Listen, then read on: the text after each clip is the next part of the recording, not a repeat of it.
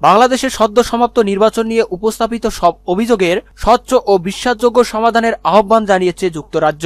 গতকাল এক বিবৃতিতে বাংলাদেশের নির্বাচন নিয়ে যুক্তরাজ্যের প্রতিক্রিয়া তুলে ধরে এমন আহ্বান জানান দেশটির পররাষ্ট্র ও কমনওয়েলথ দপ্তরের প্রতিমন্ত্রী মার্ক ফিল্ড। তিনি জানান, নির্বাচনের ঘোষিত বেসরকারি ফলাফল তিনি লক্ষ্য করেছেন।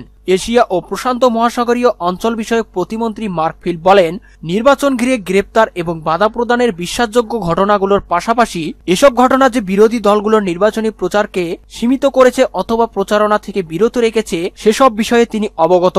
নির্বাচনের দিন অনিয়মের কারণে ভোটারদের ভোট দিতে না পারার কথাও তিনি উল্লেখ করেন। এসব অভিযোগের পূর্ণাঙ্গ, স্বচ্ছ ও বিশ্বাসযোগ্য সমাধানের আহ্বান জানান তিনি। এছাড়াও তিনি নির্বাচনে বিরোধী দলগুলোর অংশগ্রহণকে স্বাগত জানিয়েছেন।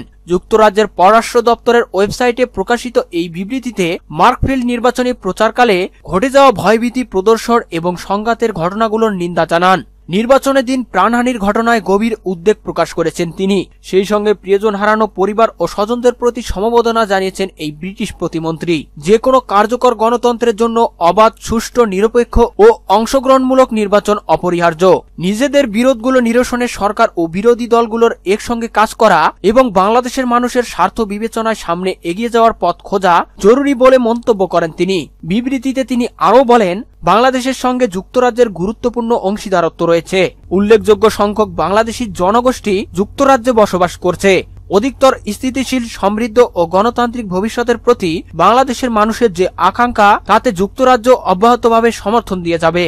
সুপ্রিয় দর্শক, বাংলাদেশের সদ্য সমাপ্ত নির্বাচনের বিশৃঙ্খলা সমাধানে যুক্তরাজ্য যে পদক্ষেপটি নিচ্ছে এ ব্যাপারে আপনি কি মনে করেন? যুক্তরাজ্য কি ঠিক করছে নাকি ভুল? জানিয়ে দিন আপনার মতামত আমাদের কমেন্ট বক্সে।